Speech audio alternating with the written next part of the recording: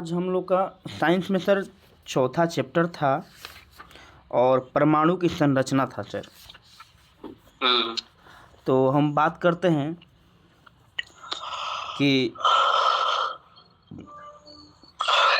परमाणु के अविभाज्य न होने के संकेत हमें कहाँ से मिलता है। एनसीईआरटी की लाइन है कि परमाणु का अविभाज्य न होने के संकेत हमें कहाँ से मिलता है। कहाँ से मिलता है? हाँ। देखिए, पढ़े तो नहीं है लेकिन हम अनुमान से बोल सकते हैं कि अस्थिर विद्युत हाँ चारण के द्वारा ये सब होता है खेला। ठीक बोले रोशन जी। हाँ, स्टैटिक इलेक्ट्रिसिटी। हाँ, स्थिर विद्युत तथा पदार्थों द्वारा विद्युत चालन की परिस्थितियों के अध्ययन हमको मिलता है। ठीक है, आगे हम बढ़ते हैं कि जब हम सूखे बालों को कंघी करते हैं तो ये किस प्रकार से आवेशित होते हैं। अच्छा, ये बताइए क्या क्या आवेशित होता है, बाल और कंघी दोनों होगा या केवल कंघी होगा? जहाँ घर्षण होगा तो बाल में जो घर्षण होगा ना तो बाल आकर्षित करेगा। अच्छा, दोनों होगा, बाल और कंघी दोनों होगा। आकर्षित होगा तो एक कभी घर्षण सिंगल से हो ही नहीं हो सकता है। आप बाल पे कंघी लगाइएगा तब वही ना घर्षण होगा। तब वहां पर है जो इलेक्ट्रिक और पॉजिटिव निगेटिव दोनों चार्ज बनता है। चलिए आगे हम बढ़ते हैं थोड़ा सा। एक प्रश्न है कि परमाणु साधारण और अविभाज्य कण नहीं है, बल्कि इसमें कण से कम एक अपरमाणु कण इलेक्ट्रॉन विद्यमान होता है। इसको किसने बताया था? कौन वैज्ञानिक है बताने वाले कि बोला कि नहीं ये अविभाज्य कण नहीं है बल्कि इसमें इलेक्ट्रॉन विद्यमान होता है। हाँ, ये हमको जानते हैं, जो थॉमसन बताए थे। जे थॉमसन बताए थे 1897 में। चलिए आगे बढ़ते हैं।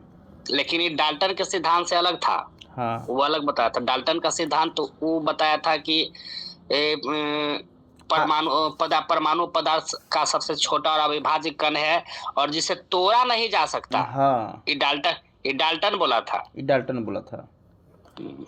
और चलिए आगे बढ़ते हैं। एक किरण है और विकिरण, उसका नाम है केनाल रे। केनाल रे का खोज किसने किया था? केनाल रे?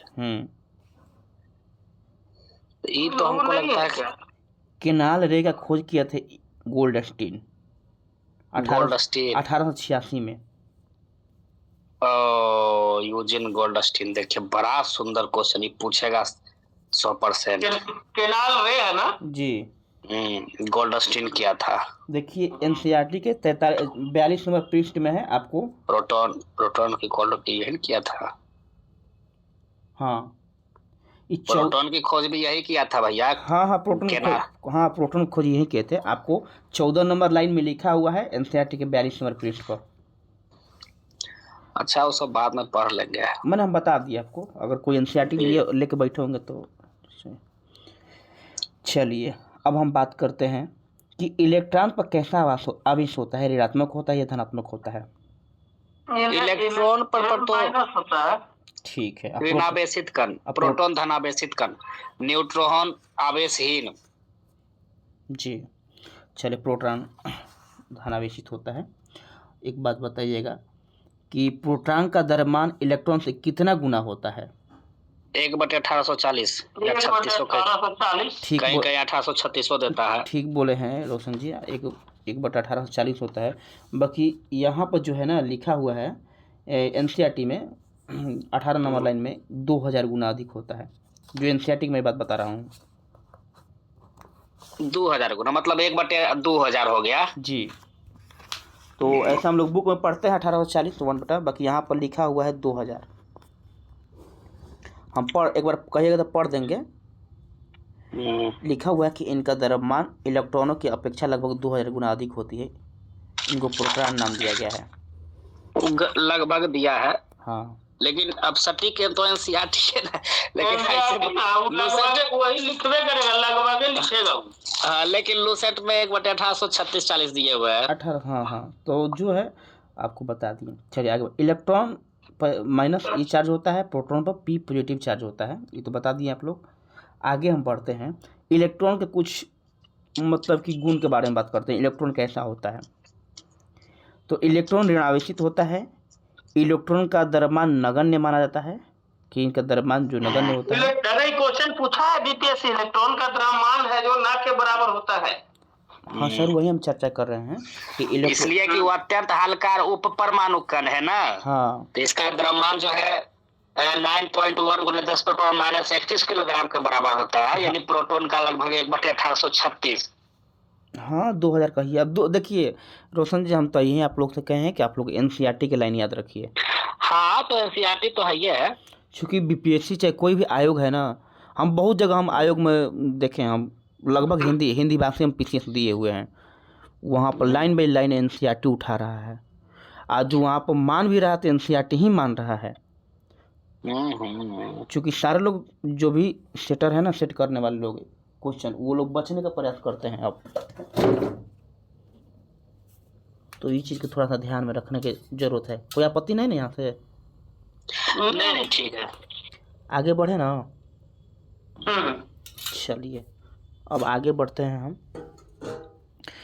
कि बताइए। और हाँ, इलेक्ट्रॉन में हम लोग चल रहे थे। और इलेक्ट्रॉन ऋणावेशित होता है, नगण्य माना जाता है। इलेक्ट्रॉन का आवेश जो होता है -1 लिया जाता है, और इससे व्यक्त किया जाता है।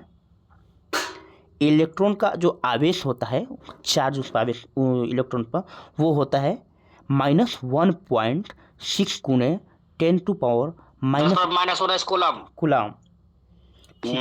और जी, और द्रव्यमान का चर्चा रोशन जी कर चुके हैं। 10⁻31। हाँ, 10⁻31 9.1 होता है केजी में। आवेश हो गया -1.602 × 10⁻19 कूलम, और द्रव्यमान हो गया 9.1 × 10⁻31 केजी। जी जी जी। और आगे बढ़ते हैं, तो अभिषेक जी है ना? अभिषेक जी बोलिए।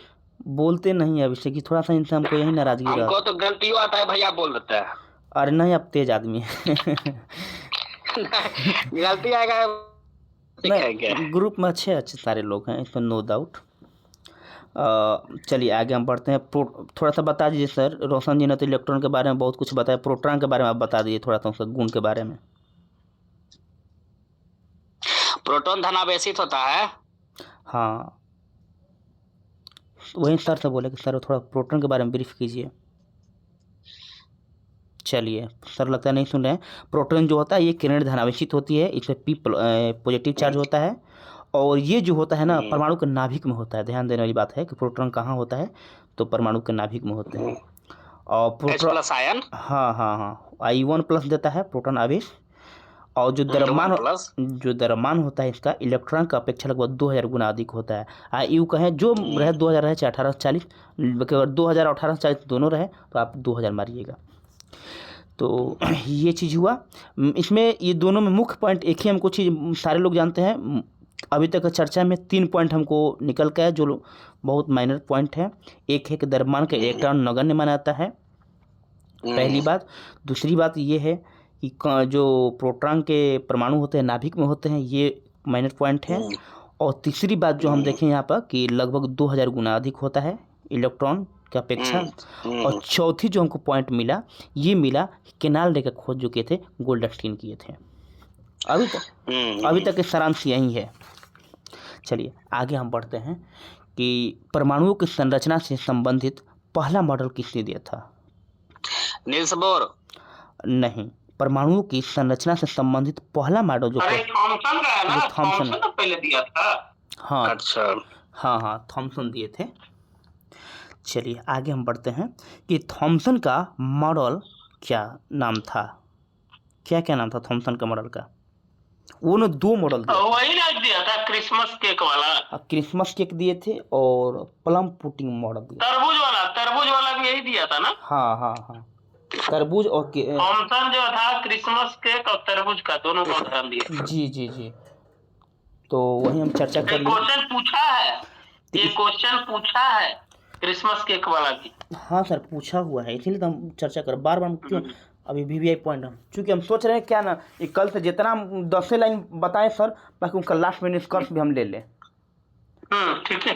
थोड़ा सा हम इसको डिस्कशन में थोड़ा सा बदलाव अपने टॉपिक में हम करना चाहते हैं। नहीं, इसका टाइम को बढ़ाएंगे थोड़ा सा भी है, जो इसलिए नहीं बढ़ा रहे हैं ना कि देखिए अभी पढ़ने का समय, अभी पढ़ने का समय है, बुक पढ़ने का समय है, इसीलिए हम कि सब लोग अभी पढ़ रहे हैं। जैसे है जो हम लोग मैंने एक पति पर पहुंच जाएंगे ना, इसका टाइम को 2 घंटा करेंगे हम लोग, और रात में करेंगे इसको 11-12 बजे तक। हाँ 12-1 बजे से करेंगे हम लोग। नहीं अभी पढ़ने का समय पढ़ने दीजिए, इसीलिए 1 घंटा से ज्यादा किसी का समय नहीं लेते हैं अभी हम। नहीं ठीक है, एक चीज़ हम इस पर बात करना चाहते हैं, थोड़ा सा हमारा ही विचार सुन लिया जाए, और बाकी जैसा होगा उचित ना, आप लोग सर्वमान्य हैं, आप लोग जैसा कहिएगा हम मानेंगे। हमारा थिंकिंग आज यही था कि हम साइंस का करेंगे, हम 85 पॉइंट पूछेंगे, मगर 50 पॉइंट के लास्ट में हर एक व्यक्ति से 55 पॉइंट पूछ लेंगे, भाई आप बताइए आज क्या सीखें। ये सही बात है। टाइम पास करने का कोई मतलब नहीं है, उम्र टाइम पास नहीं। चलिए आगे बढ़िए। हम ये पूछेंगे भैया आप आज का क्रॉस बता दीजिए, आप थोड़ा सा क्रॉस बता दीजिए। किसी व्यक्ति से अनसडनली किसी दिन पूछा था कि आप क्रॉस आज का बता दीजिए, आज क्या क्या आप सीखा आज। हम 10 लाइन पढ़ाएंगे, मैंने हम लोग पढ़ेंगे। चलिए आगे बढ़ते हैं कि थॉमसन के मॉडल की तुलना तरबूज से करें तो ये तरबूज का लाल भाग क्या होता है, अगर उसका करते हैं तुलना तो तरबूज का लाल भाग क्या होता है, धनावेशित होता है, और तरबूज का जो बिखरा हुआ बीज वाला भाग है तो वो जो होता है ऋणात्मक होता है। कोई दिक्कत यहाँ से? अब हम आगे बढ़ते हैं। तरबूज का जो बीज जो लाल भाग धनावेशित और बीज ऋणावेशित। हाँ, लाल भाग धनावेशित और बिखरा हुआ ऋणावेशित। अब आते हैं थॉमसन के परमाणु मॉडल को लिखें। तो थॉमसन के परमाणु मॉडल क्या है? थॉमसन के परमाणु मॉडल है कि परमाणु धन आवेशित गोले का भाग होता है, जो परमाणु धन होता है धन आवेशित गोले का भाग होता है, और इलेक्ट्रॉन उसमें धंसा होता है। ये बात उन्होंने बताया था मॉडल में कि परमाणु जो होता है धन आवेशित गोले का भाग होता है, बना इलेक्ट्रॉन धंसा होने का मतलब वही ना हुआ कि बीजवा धंसा हुआ है तो नेगेटिव है, वही है ना। हाँ बीज, वो तरबूज में बीज ढका हुआ है, धंसा हुआ है। और परमाणु वैद्युतीय रूप से उदासीन होता है, क्योंकि ऋणात्मक और धनात्मक आवेश परिणाम के समान होते हैं। चलिए आगे बात बोलते हैं। रदरफोर्ड का आते हैं परमाणु मॉडल में। रदरफोर्ड का प्रयोग किस पर किया था? रदरफोर्ड ने कौन सा प्रयोग किया था? रदरफोर्ड वो उस पे किया था जिसमें जो सोना के पत्ती से जो टकराया था सब कुछ निकल गया, कुछ लौट गया, तो वही बोला कि प्रकाश है जो कुछ कहीं ना कहीं रुकावट से है ना। तो सोने के परत, ठीक है। अच्छा बताइए उन्होंने कितनी मोटे सोने की परतें ली थी? उसकी मोटाई लगभग बता सकते हैं कोई? 1 हर परमाणु के बराबर। हाँ, जो सोने की पत्ती थी ना, हाँ 1000 परमाणु के बराबर था। ये भी क्वेश्चन कहीं पूछा हुआ है, MP पीछे से पूछा हुआ है ये। हाँ वही ना, ये भी क्वेश्चन कहीं पूछा हुआ है। दूसरी बात को उत्तराखंड में पूछा है ये। चलिए आगे बढ़ते हैं कि एक अल्फा कण किसे कहते हैं? अल्फा ये है जो द्विआवेशित हीलियम के जो कण होते हैं उसी को कहते हैं। हाँ, द्विआवेशित जो हीलियम के कण होते हैं ना, उसी को अल्फा। अच्छा, अल्फा कण जो होते हैं धनात्मक होते हैं ऋणात्मक होते हैं? देखिए जो अल्फा जो होता है ना, उसमें पॉजिटिव का है कि धनावेशित लिखा ही हुआ है, तो इसमें प्लस और माइनस दोनों होता है। बाकी सर इसमें जो है लिखा हुआ कि धनावेशित होते हैं। अल्फा कण जो होते हैं धनावेशित होते तो हैं। हाँ नहीं देखिए अल्फा पॉजिटिव होते हैं, वो हम कर रहे हैं। अल्फा कण पॉजिटिव होता है और बीटा जो होता है निगेटिव होता है ना। सर 6वीं में पूछा था सर, ध्यान रखें इसको, जो एग्जाम रद्द हुआ था ना उसमें पूछा हुआ था ये चीज। अच्छा हाँ, अल्फा पॉजिटिव ही होता है जी। उसमें बीटा का मतलब हो गया कि 2+ नहीं लिखते हैं उस पे हम लोग, दो चार्ज रहता है, प्लस ही होता है। उसमें बीटा का पूछा था कि बीटा नेगेटिव होता है या पॉजिटिव होता है सर? हमको याद है सर, क्योंकि थोड़ा सा इसमें, चलिए थोड़ा सा आगे बढ़ते हैं सर हम। अब आते हैं हम, बताइएगा कि अल्फा कणों की क्या विशेषता है। अल्फा कण की विशेषता ये है कि अल्फा, इसका जो द्रव्यमान होता है ना 4 म्यू तथा कणों में पर्याप्त ऊर्जा होती है। इसकी विशेषता ये है कि द्रव्यमान 4 म्यू होता है और कणों में पर्याप्त ऊर्जा होती है, ये विशेषता उसकी है। अच्छा, तेज गति से चल रहे अधिकतर अल्फा कण सोने के पानी से कैसे निकलते हैं? सीधे निकलते हैं या टेढ़े निकलते हैं या बिना विक्षेपित हुए निकलते हैं या विक्षेपित होते हुए निकलते हैं? सब होता है इसमें, सीधे भी निकल जाते हैं, विक्षेपित भी होते हैं। नहीं, बिना विक्षेपित हुए निकलते हैं सर। तो टकरा के तो वापस भी तो आता है ना, विक्षेपित तो भी हुआ तब ना जो पता चला कि भाई कुछ न कुछ है अंदर। तो रदरफोर्ड में नहीं है सर ना, ये रदरफोर्ड की थ्योरी में नहीं है। रदरफोर्ड वाली थ्योरी में है कि वो जो टकराते हैं सोने के पत्थर से तो बिना विक्षेपित हुए सीधे निकल जाते हैं। नहीं, इसमें कहा था, निष्कर्ष जो निकला था रदरफोर्ड वाले में कि जो तेज गति से जो चल रहा था जो सोने के पत्ती से, तो कुछ तो निकल गए, कुछ अल्फा कण है जो विक्षेपित हो गए, है ना, और कुछ कण जो है वापस आ गए। सर यही ना दिया था, हम बता रहे, पढ़ देते हैं उसको चीज को। इसमें कहा था कि परिणाम जो निकला कि तेज गति से चल रहे अधिकतर अल्फा कण सोने के पानी से सीधे निकल गए। पहली बात तो हम तेज गति से पूछे हैं ना सर। बाकी अब क्या है, कुछ अल्फा कण पानी के द्वारा बहुत छोटे कण से विक्षेपित हुए। वही ना, वही कुछ अल्फा कण, हम बोल रहे थे कि इसमें दिया था कि तीन पार्ट हुआ था ना, तब ना है जो इसके जो रदरफोर्ड वाला को फिर है जो आगे है जो रदरफोर्ड के परमाणु के मॉडल में जो कमी था उसको फिर आगे किसी ने जो किया था। हाँ, और तीसरा ये स्टेटमेंट इनका था कि आश्चर्यजनक रूप से प्रत्येक 12,000 कणों में से एक कण वापस आ गया। मतलब 12,000 कणों में से एक कण वापस आ जाता है, इनका मानना ऐसा था। चलिए आगे हम बढ़ते हैं सर। तो वही है, कुछ अल्फा कण पानी से कैसे गुजरे तो विक्षेपित हुए, और तेज गति से जो गए तो सीधे निकल गए, और कुछ अल्फा कण पानी से वापस जो आ गए तो 12,000 कणों में से कुछ वापस आ गए, ऐसा माना गया। अब बताते हैं कि अधिकांश अल्फा कण बिना विक्षेपित सोने के पानी से बाहर निकल जाते हैं। इसमें क्या निष्कर्ष निकला? किसके बारे में पूछ रहा है? कह रहा है कि अधिकांश अल्फा कण बिना विक्षेपित सोने के पानी से बाहर निकल जाते हैं, तो इसका सीधे निकल गए है ना? हाँ, बिना विक्षेपित, हाँ सीधे निकल गए।